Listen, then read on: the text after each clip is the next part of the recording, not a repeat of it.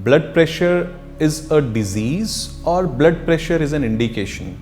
तो first of all तो हमें ये समझने की ज़रूरत है कि हमारे शरीर में इतनी इम्यूनिटी अवेलेबल है, हमारा शरीर इतना स्मार्ट है, सेल्फ सफिशिएंट है कि हर चीज़ को ठीक कर सकता है।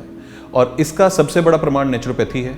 बिकॉज हम नेचुरोपैथी की अगर बात करेंगे, आप सारे सिस्टम्स देखें, डाइट देखें, तो व्हाट नेचुरोपैथी इज़ डूइंग, तो नेचुरोपैथी एक्चुअल में आपके वाइटल ऑर्गन्स को सपोर्ट प्रोवाइड करती है कि वो पूरी बॉडी से अपने आप को ठीक कैसे करेंगे। तो अगर आप देखें, you have digestive system, you have circulatory system, you have your excretion system. तो आपके पास सारे सिस्टम हैं जो शरीर में चीज़ों को एब्जॉर्ब करते हैं, जो शरीर से गंदगी को बाहर निकालते हैं, जो शरीर में चीज़ों को सर्कुलेट करते हैं। और नेचुरोपैथी का बेस ही क्या बोलता है कि when toxics are accumulated in your body, जब टॉक्सिन्स बढ़ जाते हैं तो शरीर बीमार हो जाता है। तो अब अगर हम बात करें ब्लड प्रेशर की, तो ब्लड प्रेशर में ब्लड प्रेशर बढ़ना क्या है, ये अपने आप में एक बीमारी है भी या नहीं। बिकॉज अगर आप लोगों से बात करें, आज ब्लड प्रेशर बढ़ गया तो एक ब्लड प्रेशर की टैबलेट खानी शुरू कर देते हैं ब्लड प्रेशर को कम करने के लिए।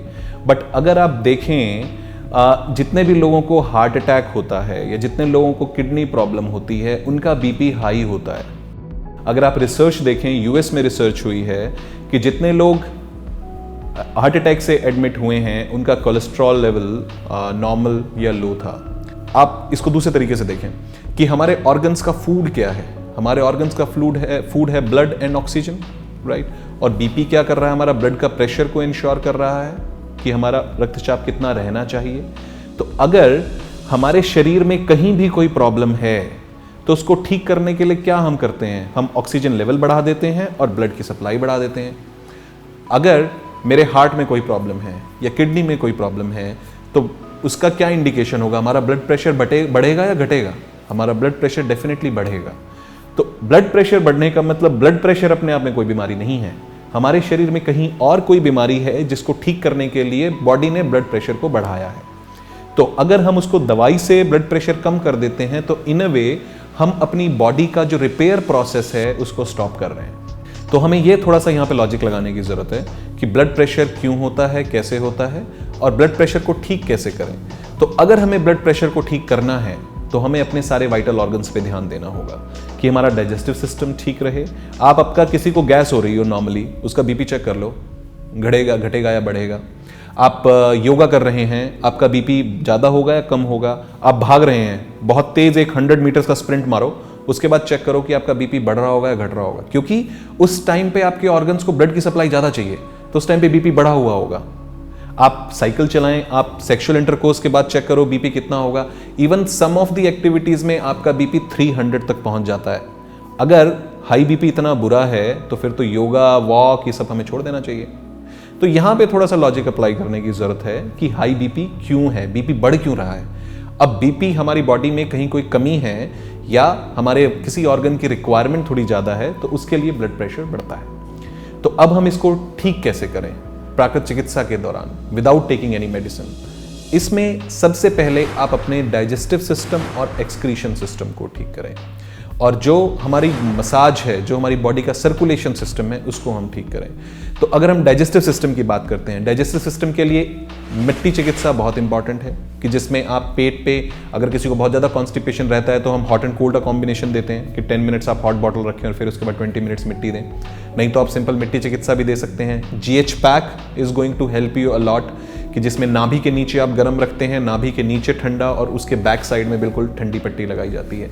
तो GH pack is going to play a very good role here. Enema is very important. आप सादे पानी का एनीमा दें या नींबू का एनीमा दें, जिससे आपका डाइजेस्टिव सिस्टम थोड़ा ठीक रहे। कटी स्नान, हिप बाथ जिसको हम बोलते हैं, उसमें हम बैठें थोड़ी देर 15 मिनट के लिए, जिसमें आपका पूरा डाइजेस्टिव सिस्टम और रिप्रोडक्टिव सिस्टम पानी के अंदर रहता है। कोशिश करें ठंडे पानी में बैठें अगर हम गर्मियों में हैं, और अगर सर्दियों की बात करें तो ल्यूकवार्म वाटर में बैठें। उसके अलावा from the circulation of the body perspective massage is very important. लेकिन जब भी आप हाई बीपी के पेशेंट को मसाज देंगे तो आप टॉप टू बॉटम जाएंगे। जनरली नेचुरोपैथी की मसाज पैरों से शुरू होती है, लेकिन अगर हम हाई बीपी की मसाज शुरू करेंगे पेशेंट की तो हम ऊपर से नीचे की तरफ जाते हैं। तो इसमें आप ऑयल मसाज दें, would be very beneficial. Steam आपको बहुत ज़्यादा लंबे देर तक नहीं देनी चाहिए हाई बीपी के पेशेंट को, और कोशिश करें जो स्टीम रूम है उसमें तो कभी ना बिठाएं हाई बीपी के पेशेंट को, क्योंकि आपका हेड जो है हमेशा बाहर रहना चाहिए।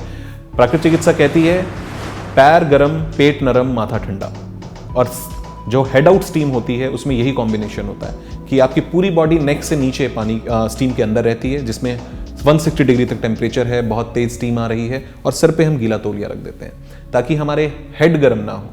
That is all what we need to take. जैसे पुराने जमाने में कहते हैं कि सर में बुखार चढ़ गया, सर में गर्मी चढ़ गई, तो these are the simple terms which we used earlier, but अभी हम इसको डिफरेंट टर्म्स दे देते हैं। तो इन बेसिक चीज़ों का हमें ध्यान देना जरूरी है। ट्रंक बाथ बहुत फायदेमंद है, हॉट फुट बहुत फायदेमंद है। बहुत सिंपल सी चीज़ लगती है, छोटी सी चीज़ की हॉट फुट है क्या, कि आप हॉट फुट में गर्म पानी में पैर रख के बैठे हैं और आपने ब्लैंकेट ओढ़ा हुआ है। आप किसी भी हाई बीपी के पेशेंट को आप फुट बाथ में बिठा दीजिए and just measure the BP after 15 minutes. तो दीज आर बेसिक्स। बीपी के लिए और ज़्यादा बहुत फायदेमंद है प्राणायाम। अगर प्राणायाम में आपको कोई भी प्राणायाम नहीं आता, आप सिंपल डीप ब्रीथ करें।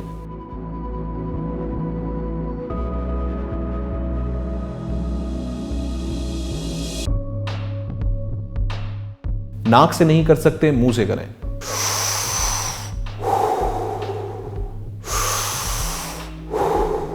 अगर नाक से कर लें तो बहुत अच्छा है, नहीं तो मुंह से कर लो, और just measure your BP after 3 to 4 minutes. कम से कम 20 से 30 रीडिंग नीचे होगा। तो अगर हम ऑक्सीजन लेवल बढ़ा देंगे by doing this simple breathing exercise, तो हमारा बीपी जो है that will get support and वो नॉर्मलाइज हो जाएगा, क्योंकि हमारे डिफरेंट ऑर्गन्स को जो हाई ब्लड एंड ऑक्सीजन की जरूरत थी वो हमने पहुंचा दिया है उनको। तो ये हमें थोड़ा सा बेसिक चीजों का ध्यान देने की जरूरत है।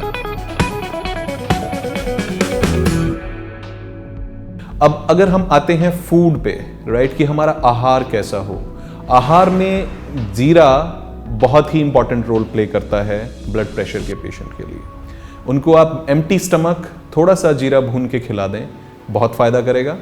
उसके अलावा एक एम्प्टी स्टमक आप जूस का पोर्शन जरूर दें किसी भी ब्लड प्रेशर के पेशेंट को। इनफैक्ट जूस का पोर्शन तो आप किसी भी पेशेंट को देना शुरू कर दें, अदर देन जो सीवियर अस्थमा और न्यूमेनिया के पेशेंट हैं, सबको बहुत फायदा होगा, क्योंकि बॉडी में आपके नर्वस सिस्टम और सर्कुलेशन को इंप्रूव करने के लिए एक पोर्शन जूस का बहुत ही अच्छा काम करता है एम्प्टी स्टमक। ब्रेकफास्ट में आप 1 portion of fruit, so you just need to ensure कि पहला मील जो आपका जा रहा है वो आपका फ्रूट जा रहा है। उसके 15-20 मिनट के बाद आप जो मर्जी खा लें, I don't have any problem, but initial juice and fruit का पोर्शन जाना चाहिए। उसका लॉजिक क्या है, आपका पूरा जीआई ट्रैक्ट, पूरा डाइजेस्टिव सिस्टम मॉर्निंग में खाली होता है, तो उस टाइम पे जो अच्छी चीज़ें डालेंगे तो वो ज़्यादा फायदा करेगी, खराब चीज़ें डालेंगे तो वो नुकसान करेगी। अब बहुत से लोग हैं जो उठते ही स्मोक करते हैं कि उनको प्रेशर ही तब लगता है, सोचिए कितना नुकसान करता होगा उनको। आप एक और चीज़ से इसको रिलेट कर सकते हैं कि आपकी यूरिनेशन साइकिल, आप सुबह 1 गिलास पानी पियो, विद इन 40 to 45 मिनट्स आपको यूरिन का प्रेशर बन जाएगा, क्योंकि आपकी यूरिनरी साइकिल इतनी छोटी होती है। पूरे दिन में आप पानी पीजिए, वही यूरिनरी साइकिल जो 40 मिनट्स की थी वो 2.5 से 3 घंटे की हो जाती है। तो देन वी कैन अज्यूम कि हमारा जीआई ट्रैक्ट खाली होना कितना इंपॉर्टेंट है हमारे लिए। तो उस टाइम पे आप फ्रूट का पोर्शन दें, नट्स दें साथ में, बहुत फायदा करेगा। आपने डाइट के बाद सिंपल प्राणायाम किया, दोपहर को take lot of fibre, lot of salads you need to take, and कोशिश करें आप अपने आटे में, गेहूं के आटे में थोड़ा सा चना या जौ और ऐड कर लें, जो आपकी बॉडी के डाइजेस्टिव सिस्टम को, फाइबर को बढ़ाएगा और आपको ओवरऑल ब्लड प्रेशर में फायदा करेगा। रात को आप डिनर में कोशिश करें रोटी ना लें, रोटी की जगह आप सूप और सब्जी लें। अगर फिर भी मन नहीं भरता है तो आप रोटी ले सकते हैं। अदरवाइज रोटी के बाद एक सिंपल सा फॉर्मूला है दूध फाड़ के लेने का। 300 ग्राम दूध आप गैस पे रखो, उसमें थोड़ा सा नींबू डाल दो, वो फट जाएगा। उसको छान के आपने सिर्फ पीना है। किसी को कुछ भी हजम ना हो रहा हो, उसको आप ये छेना वाटर दे दें, ये हजम हो जाएगा। This is all what you need to follow to manage a BP. अगर आप थंब रूल देखेंगे ना, तो थंब रूल हमारे 4 या 5 ही हैं। आपके थंब रूल क्या बोलता है? आपका थंब रूल सफिशिएंट रेस्ट, आपको पूरा रेस्ट करना है, आपको वॉक जरूर करनी है ताकि थोड़ा बहुत फिजिकल एक्सरसाइज आपका रहे, न्यूट्रिशनल फूड आप खाएं, और आपकी नींद अच्छी होनी चाहिए।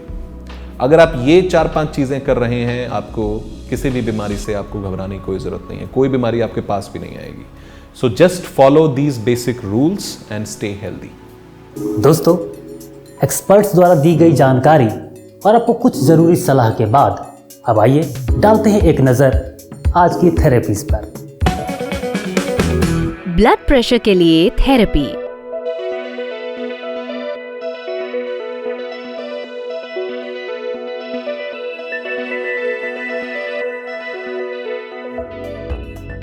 थेरेपीज के बाद अब बारी है आगे बढ़ने की। आइए आपको ले चलते हैं हमारे एक खास सेगमेंट फूड मंत्रा की ओर।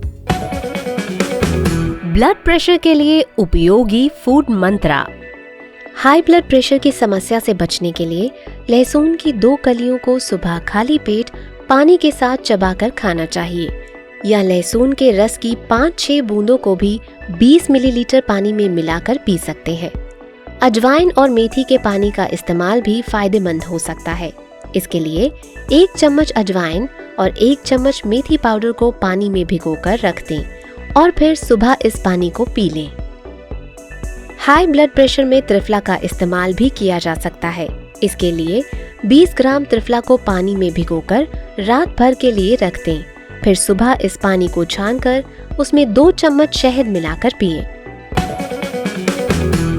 हेल्थ मंत्रा। हमेशा पौष्टिक आहार के प्रति सावधान रहें। यदि भूख ना हो तो भोजन ना करें। शारीरिक या मानसिक तनाव की स्थिति में भोजन ना करें। ज्यादा गर्म या ज्यादा ठंडी चीज ना खाएं और ना ही पिएं। खाने को अच्छे से चबाएं। भोजन के साथ पानी ना पिएं। भोजन उतना ही डालें जितनी जरूरत हो। भोजन के बाद थोड़ी देर आराम करें। हर हफ्ते एक दिन केवल एक समय भोजन करें या केवल फल लें। दोस्तों, इन नुस्खों के अलावा हाई ब्लड प्रेशर के मरीजों को उनकी जीवन शैली में बदलाव करना बेहद जरूरी है। तय समय पर सोएं और तय समय पर योग और मेडिटेशन करें।